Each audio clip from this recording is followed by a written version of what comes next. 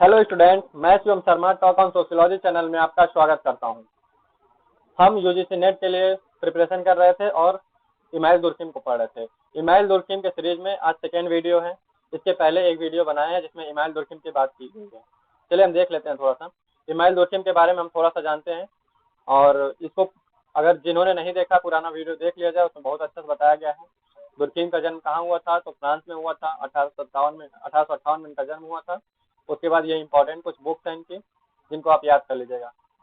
ये कुछ important book हैं। The division of labour in society, rules of sociological method, the suicide, the elementary forms of religious life, education and sociology, sociology and philosophy, the moral education, ये इनका important book है। उसके बाद इनको अकादमिक समाजशास्त्री माना जाता है। इन्हें प्रथम प्रोफेसर की उपाधि भी प्राप्त हुई है। उसके बाद सामाजिक तथ्य की बात करते हैं। इनके अनुसार सामाजिक तथ्य क्या है? एक वस्तु है, वस्तु के समान है, जो क्या करता है, जो कार्य करने, सोचने और अनुभव करने का एक तरीका है, जो हर समाज में, लगभग हर समाज में समान रूप से पाया जाता है। इसकी मुख्य दो विशेषताओं को बताते हैं। इसमें वाह्यता और बाध्यता पाया जाता है।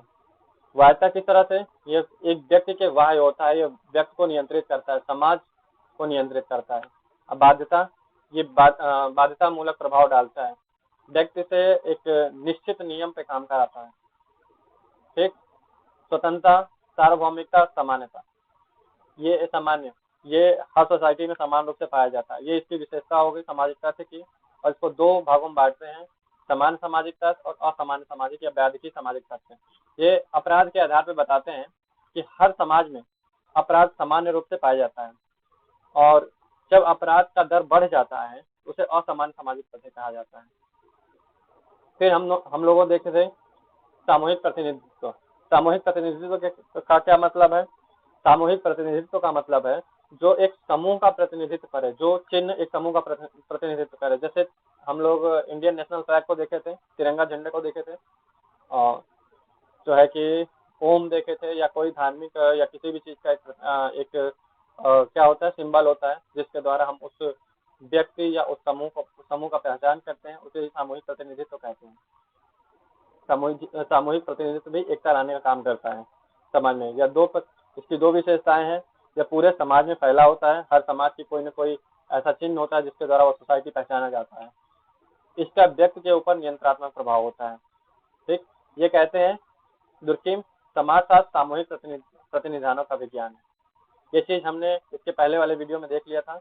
अब हम जो है कि नेक्स्ट थ्योरी पे चलते हैं, और हमारी आज की थ्योरी यहाँ से स्टार्ट होती है। इसको बड़ा कर लिया जाए, चलिए देखते हैं। सामाजिक एकता का सिद्धांत, थ्योरी ऑफ सोशल सॉलिडरिटी। सामाजिक एकता का सिद्धांत सबसे पहले इन्होंने कहाँ दिया था? सोशल डिवीजन ऑफ लेबर, या इसको कह सकते हैं division of labour in society. ठीक, इसको दोनों तरीके से कह सकते हैं। ये कितने पार्ट में था? ये 2 पार्ट में था। ये बुक 2 पार्ट में था। एकता का क्या मतलब होता है? सब मिलजुल के काम करें एक साथ, एक दूसरे के लिए, उसी को एकता कहते हैं। तो जो हम सबके दुख सुख में, हम सबके लिए और सब हमारे लिए, ये जो आधार होता है वो सामाजिक एकता को दर्शाता है। और ये कहाँ पाया जाता है? सबसे पहले स्टार्टिंग में सामाजिक एकता ग्रामीणों में देखा जाता है। ठीक, आधुनिक समाज में भी सामाजिक एकता होती है, लेकिन उसका आधार कुछ अलग होता है, जो कि हम आगे समझेंगे। ये सामाजिक एकता को श्रम विभाजन के आधार पर समझाते हैं।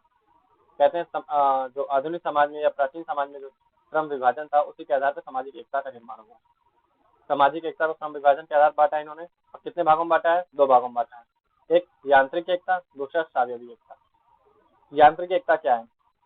सबसे पहले तो हम यहाँ देखते हैं, बच्चे यहाँ काफी, ये क्वेश्चन आता है और बच्चे गलत कर देते हैं कि यांत्रिक एकता क्या है और सावयवी एकता क्या है। इसकी विशेषताओं को पूछता है कि यांत्रिक एकता की विशेषता क्या है, सावयवी एकता की विशेषता क्या है, किस प्रकार के समाज में यांत्रिक एकता पाई जाती है, किस प्रकार के समाज में सावयवी एकता पाई जाती है।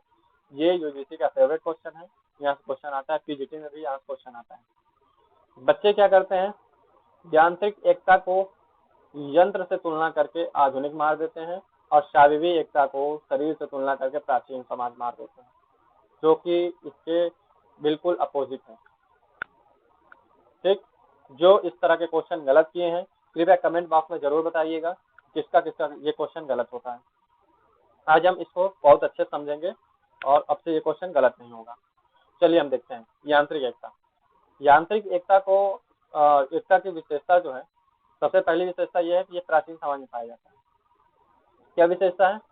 ये जो प्राचीन समाज की विशेषता है, प्राचीन समाजों में पाई जाती है। ये चीज जान गए।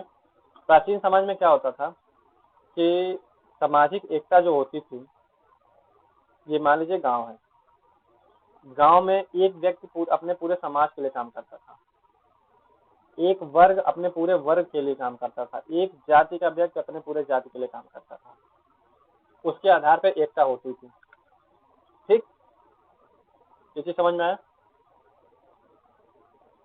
यहाँ हम देखते हैं पहले समाज में क्या थी, भिन्नताएं बहुत कम थी, लोगों की आवश्यकताएं कम थी, भिन्नताएं भी कम थी, लोग एक समान हुआ करते थे, आवश्यकताएं लोगों की एक समान हुआ करती थी। एक व्यक्ति लगभग अपनी आवश्यकता के सारे कामों को कर लेता था। एक व्यक्ति अनाज भी जो है खेती भी कर लेता था, जिससे उसको अनाज मिल जाती थी, अपने चूल्हे के लिए लकड़ी की भी व्यवस्था कर लेता था।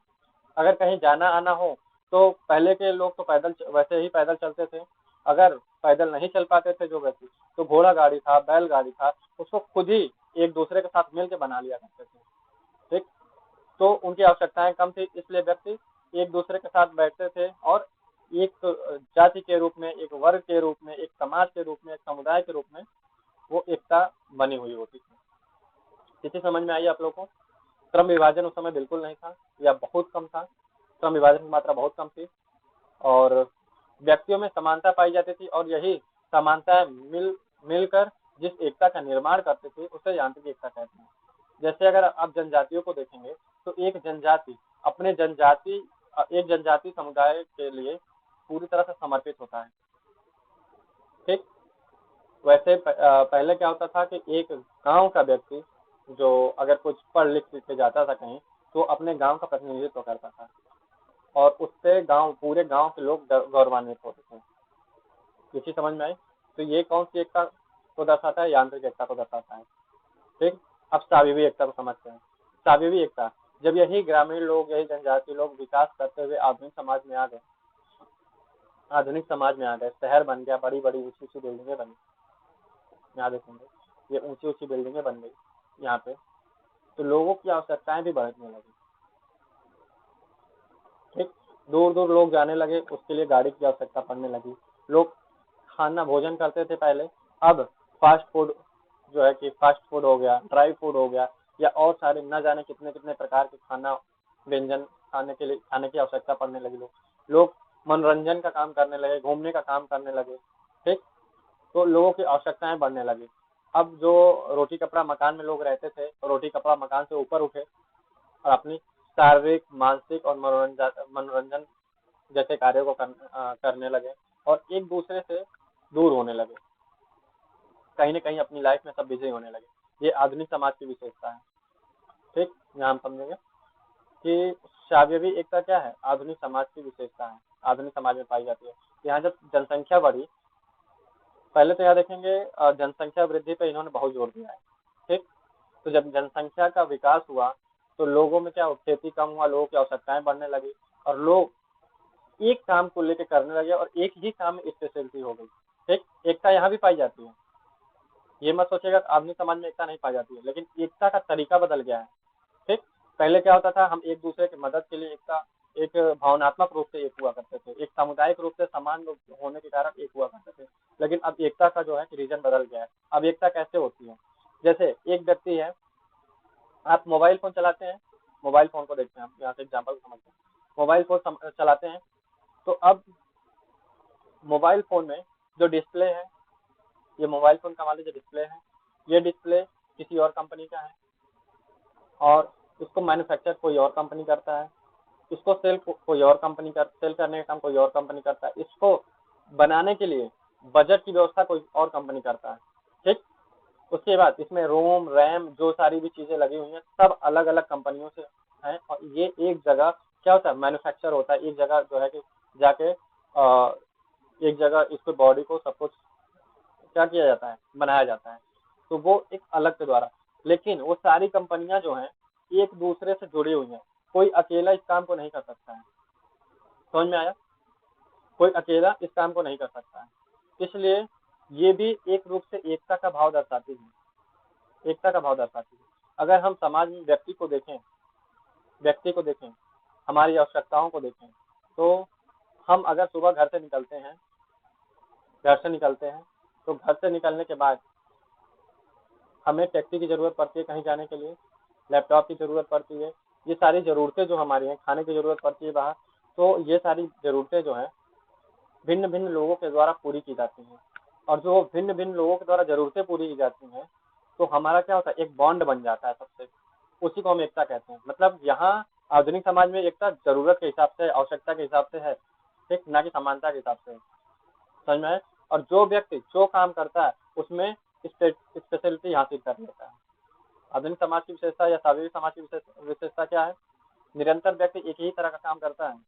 जो जूता बना रहा है जूता ही बनाएगा, जो जिसका होटल है खाने का वो होटल ही बनाएगा, बावर्ची है जो बावर्ची काम ही करेगा।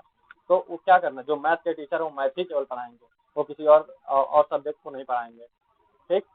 तो उसमें क्या होता है, उनको स्पेशलिटी हो जाती है। और वो जो व्यक्ति जो है जिसकी आवश्यकता है वो एक दूसरे से जुड़ा हुआ होता है, सब एक दूसरे की आवश्यकता पूरी करते रहते हैं, इसलिए उनमें क्या पाई जाती है, एक तरह की एकता बन जाती है।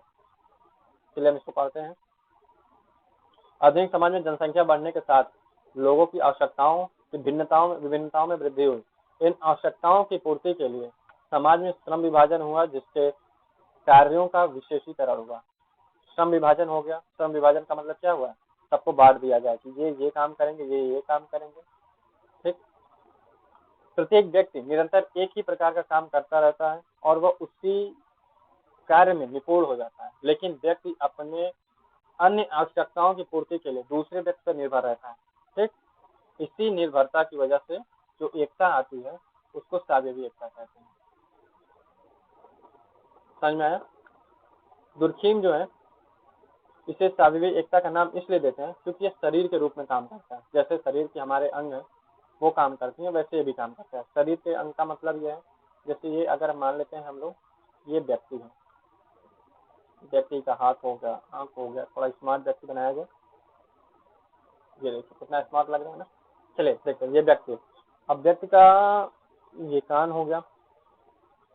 क्या होता है कि ये जो हाथ है इसकी अलग विशेषता, ये अपना अलग काम करता है। पैर की एक अलग विशेषता है, पैर अपना अलग काम करता है। कान सुनने का काम करता है, पैर चलने का काम करता है, हाथ कुछ उठाने का काम करता है या छूने का काम करता है, आंख देखने का काम करता है, मुंह खाने का काम करता है।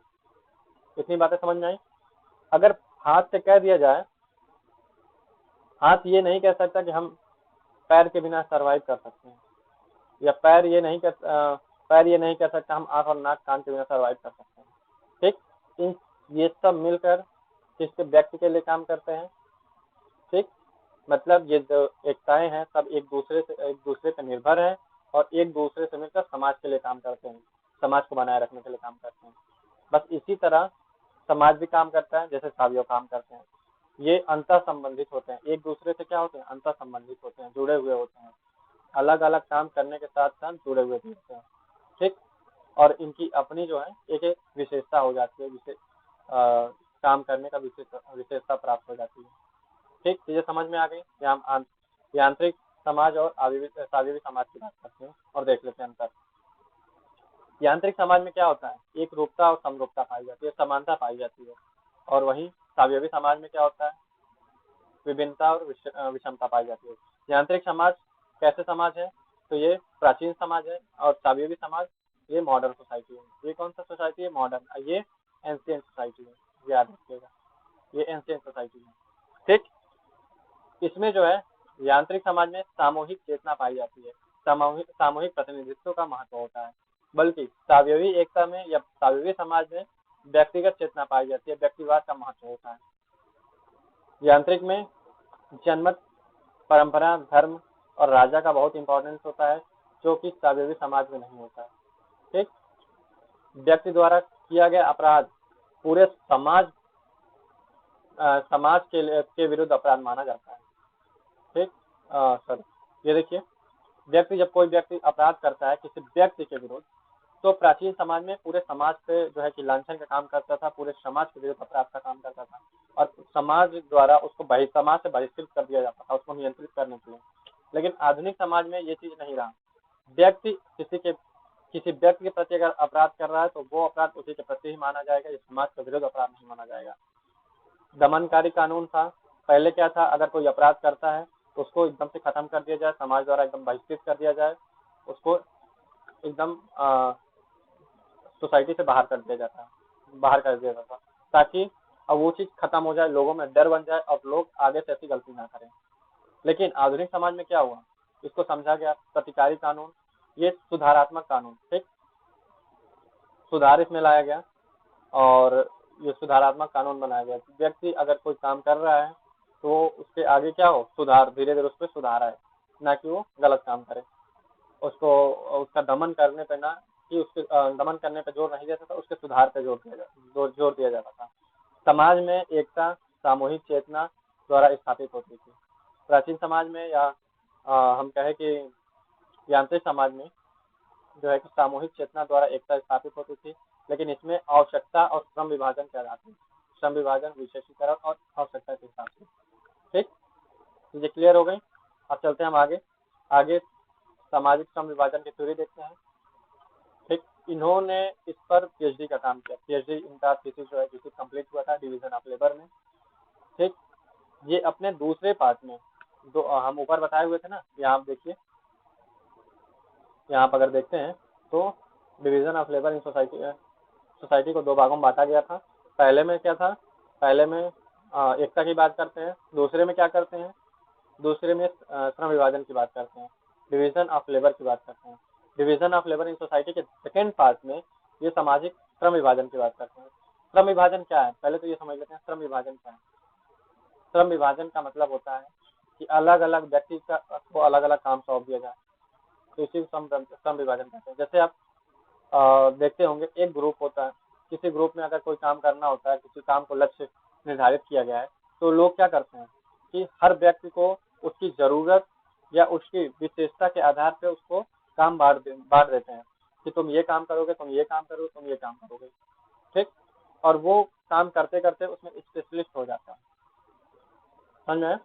वही है सामाजिक श्रम विभाजन, मतलब सबको काम बांट दिया गया है। वैसे ही पहले जो प्राचीन समाजों में जो श्रम विभाजन हुआ करता था, जेंडर के आधार पर हुआ करता था। प्राचीन समाजों में जेंडर के, महिला का ये काम है, पुरुष का ये काम है। फिर धीरे धीरे जो जाति और वर्ग के आधार पर काम बंटने लगा, ठीक। देखिए, पहले आधार में श्रम विभाजन का विशेषीकरण भी नहीं था, स्त्री और पुरुष के आधार पर भेद हुआ करता था। पहले क्या होता था कि श्रम विभाजन में विशेषीकृत नहीं था, ठीक, मतलब एक व्यक्ति जीवन भर एक ही तरह का काम नहीं कर सकता था। फिर धीरे धीरे परिवर्तन होते चला और आधुनिक समाज में इसका विस्तार हुआ और प्रत्येक व्यक्ति केवल आवश्यकता के लिए दूसरे व्यक्ति से जुड़े होते थे और एक ही काम, एक तरह का ही काम जीवन भर करते थे, ठीक। जो कंपनी इस मोबाइल का एक पार्ट बना रही है, रैम बना रही है, वो जीवन भर रैम ही बनाएगी और कुछ नहीं करेगी। जो डिस्प्ले बना रहा है वो जीवन भर डिस्प्ले ही बनाएगा और कुछ नहीं करेगा। जैसे एक व्यक्ति, अगर आप देखेंगे, टीचर है तो जीवन भर एक सब्जेक्ट का टीचर है तो एक सब्जेक्ट सोशियोलॉजी पढ़ा, सोशियोलॉजी ही जीवन भर पढ़ाएगा। मैथ पढ़ा तो जीवन भर मैथ ही पढ़ाए। ये आधुनिक समाज की विशेषता है, समझ में आया? ये आधुनिक समाज की विशेषता है। और इसमें क्या हुआ, विशेषीकृत आ गया, विशेषीकरण आ गया, ठीक। ऐसे समाजों ने आवश्यकताओं में विविधताओं का विस्तार हुआ, ठीक। उत्पादन कार्यों में अत्यधिक, ये अत्यधिक है, अत्यधिक श्रम विभाजन और विशेषीकरण की आवश्यकता पड़ी। अगर आप क्वेश्चन पूछता है कि सबसे ज्यादा श्रम विभाजन कहाँ पाया जाता है, श्रम विभाजन किस प्रकार की सोसाइटी में पाया जाता है, तो आधुनिक समाज या सावयवी समाज में श्रम विभाजन पाया जाता है। श्रम विभाजन और विशेषीकरण के कारण व्यक्तियों के मध्य अंतर संबंध और अंतर निर्भरता बढ़ी।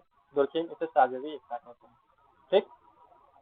अब श्रम विभाजन को आप लोग समझ गए होंगे। श्रम विभाजन क्या है कि अलग अलग व्यक्तियों को एक ही काम के लिए बांट दिया जाता है, काम अलग अलग व्यक्तियों में काम बांट दिया जाता है कि तुम ये काम करो, तुम ये काम, तुम ये काम, तुम ये काम किस आधार पर बांटा जाता था। पहले ये काम लिंग के आधार पर बांटा जाता था, जेंडर के आधार पर बांटा जाता था कि महिला ये काम करेंगे, घर में रहेंगे, खाना बनाएंगे, और जो है पुरुष क्या करेंगे, वो बाहर जाके कमा के पैसे लाएंगे, और बच्चे क्या करेंगे, पैसे को उड़ाएंगे, ठीक। यही तो काम होता था। महिला घर में खाना बनाएंगे, सबका देख रेख करेंगे, घर का काम करेंगी। पिता क्या करेगा, पिता घर से बाहर जाएगा और पैसे कमा के लाएगा, पत्नी के लिए, बेटे के लिए। बेटे बेटियों का क्या काम होता था? पैसे उड़ाने का काम होता था। बाप कमा के आए, बेटा उड़ाए। ठीक। तो उसके बाद जब सोसाइटी और आगे बढ़ा तो जाति के आधार पर काम बांट दिया गया। जाति के आधार पर काम बांटा गया कि एक जाति का व्यक्ति एक ही तरह का काम करेगा। ठीक। वर्ण के आधार पर काम बांटा गया, फिर जाति के आधार पर काम बांटा गया। जाति के आधार पर काम जो बांटा गया, जैसे नाई जीवन भर बाल ही काटेगा, उसका पूरा जो पुष्ट था, वंश था, वो पूरा बाल ही काटेगा। ठीक। उसके बाद ब्राह्मण, ब्राह्मण क्या करेंगे? तो ब्राह्मण जो है पूजा पाठ कराएंगे, वेदों का ज्ञान लेंगे, वेदों का ज्ञान देंगे, शिक्षा लेंगे, शिक्षा देंगे, पूजा पाठ कराएंगे। तो इस तरह से जो क्या हुआ, उनमें विशेषीकरणता बढ़ती गई। उसके बाद फिर समाज और आधुनिक हुआ, फिर वर्ग विभाजन शुरू हुआ, समाज वर्ग में बटा, और ये वर्ग में जाति खत्म हो गया। अब कार्य के आधार पे और योग्यता के आधार पे काम को बांटने लगे। ठीक। जो व्यक्ति जिस तरह का काम करने लगा, वो एक दूसरे के आधार पे अपनी आवश्यकता के अनुसार एक दूसरे पर निर्भर होकर चला गया, और जब वो निर्भर होते चला गया तो एक प्रकार की एकता बनी। सम विभाजन के आधार पे उसको क्या कहते हैं? सागरी एकता कहते हैं। ठीक। चीजें समझ में आ गई होंगी आपको। अगर फिर भी कोई डाउट रहता है तो प्लीज कमेंट बॉक्स में जरूर बताइएगा, हम उसको क्लियर करने की कोशिश करेंगे, या उसके लिए एक अलग से वीडियो बना दिया करेंगे। और थैंक यू सो मच। जय हिंद।